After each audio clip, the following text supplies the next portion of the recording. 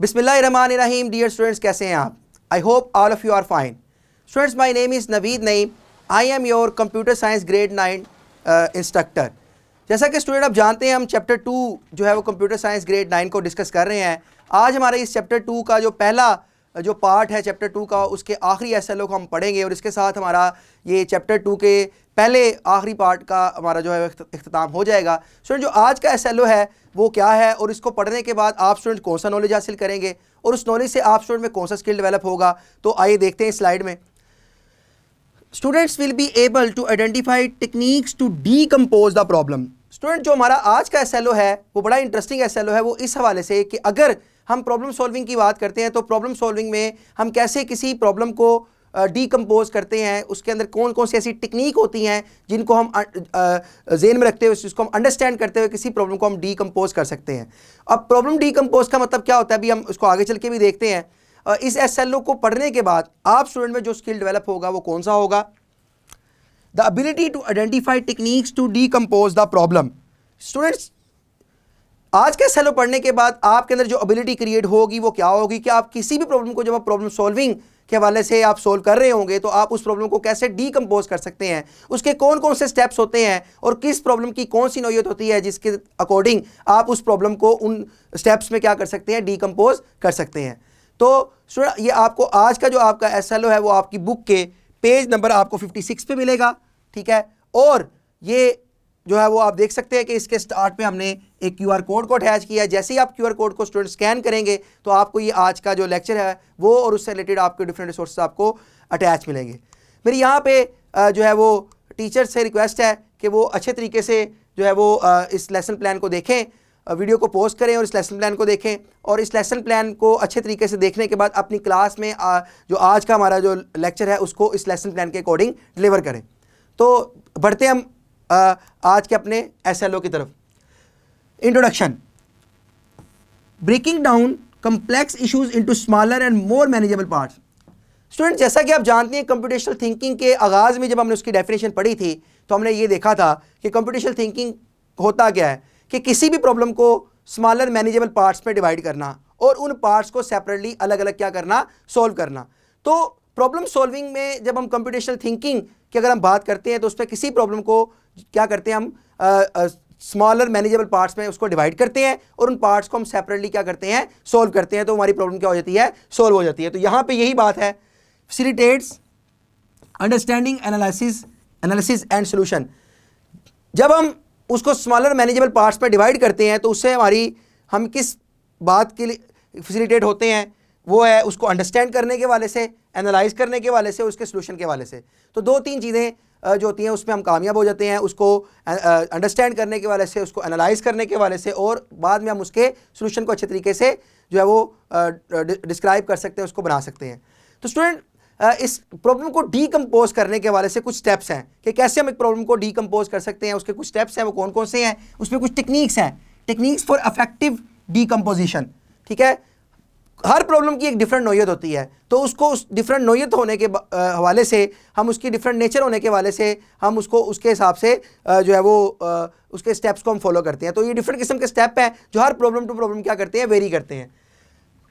पहला है divide and कंकर rule, mind mapping, top down approach, bottom up approach, functional decomposition, dependency analysis, abstraction, use case analysis, story boarding और flow charting, मॉड्यूलराइजेशन and refinement.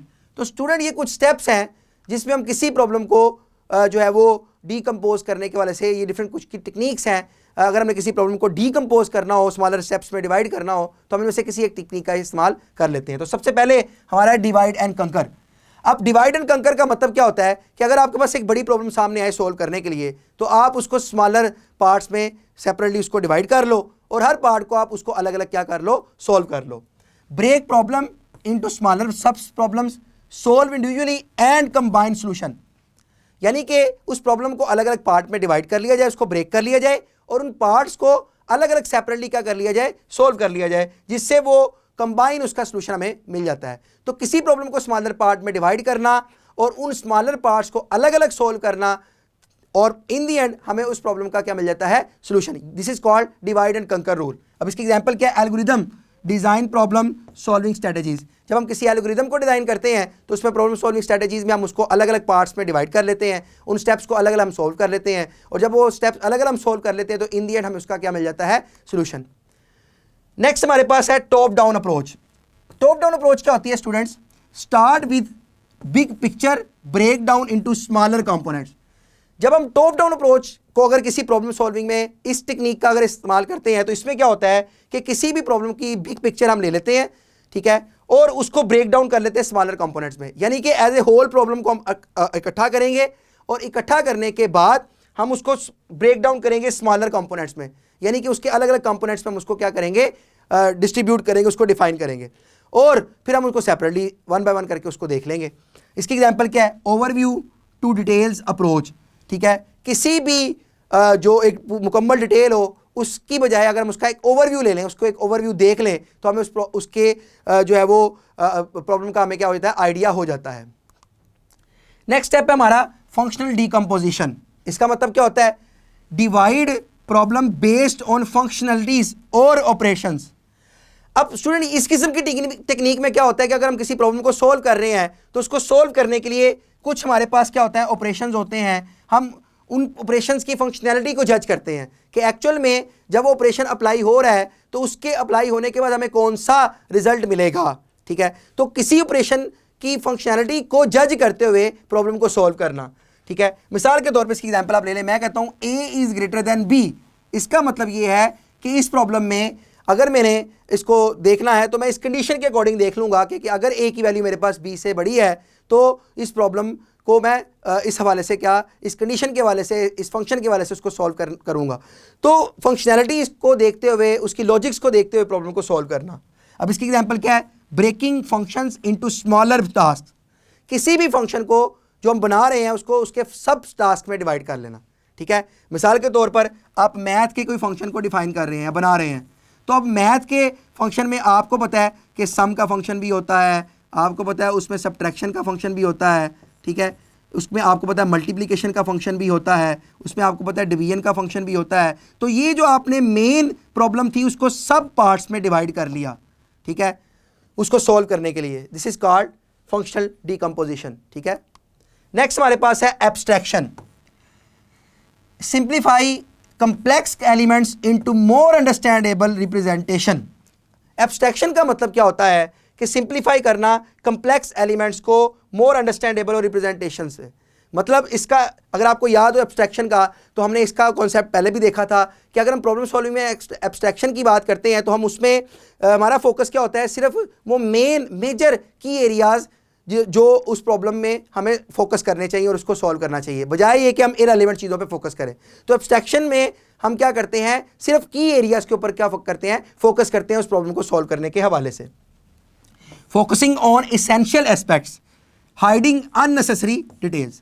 तो देखिए example में भी वही बात आ गई कि सिर्फ आपने जब एब्स्ट्रैक्शन की टेक्निक का इस्तेमाल करना है प्रॉब्लम डीकम्पोजिशन में तो उसमें आप जस्ट की एरियाज़ पे फोकस करेंगे, बजाय ये कि आप इररिलेवेंट पार्ट्स की तरफ आप फोकस करें।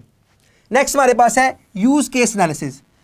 आइडेंटिफाई डिफरेंट सिनेरियोज और use cases related to the problem.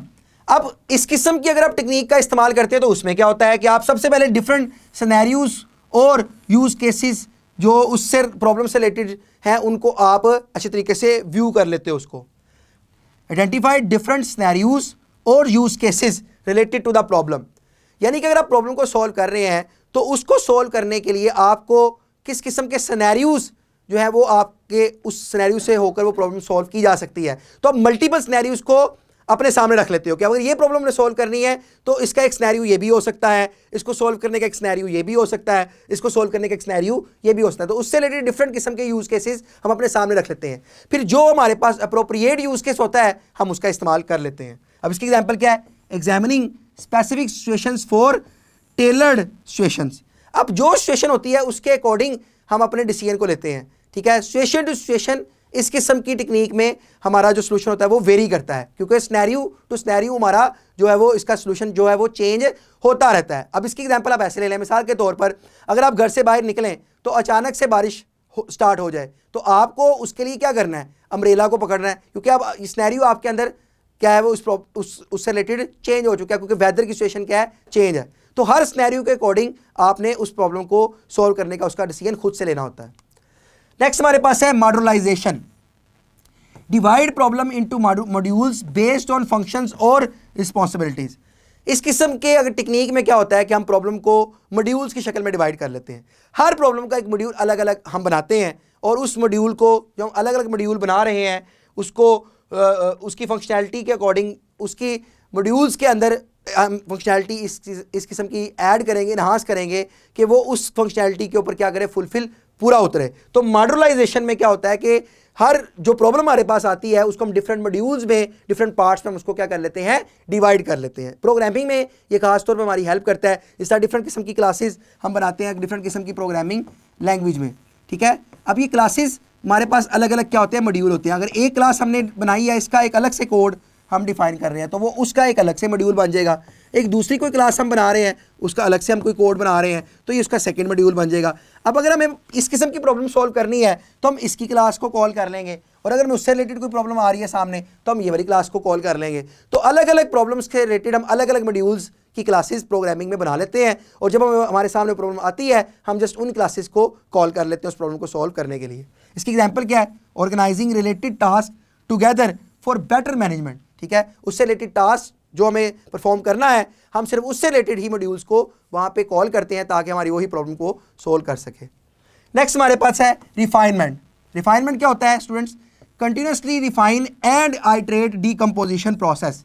इसका मतलब ये होता है कि हम अगर किसी प्रॉब्लम सॉल्विंग टेक्निक में रिफाइनमेंट टेक्निक का इस्तेमाल करते हैं तो इसका मतलब ये होता है कि हम कॉन्टीन्यूसली रिफाइन करेंगे आइटरेट डीकम्पोजिशन प्रोसेस, कि हर प्रोसेस को जो हम डीकम्पोज कर रहे हैं, अलग अलग पार्ट्स में डिफाइन कर रहे हैं, उसको हम बार बार रिफाइन करते जाएंगे। मतलब अगर हमारे पास किसी प्रॉब्लम को सॉल्व करने के लिए रिफाइनमेंट का फेज़ हम जो है वो अप्लाई कर रहे हैं, तो जब हमारे पास वो प्रॉब्लम आएगी तो हम उसको डीकम्पोज करेंगे, छोटे छोटे पार्ट्स में अलग से डिवाइड करेंगे, फिर अगेन हम उसको रिफाइन करेंगे, फिर उसको अगेन अलग अलग छोटे छोटे पार्ट्स में डिवाइड करेंगे।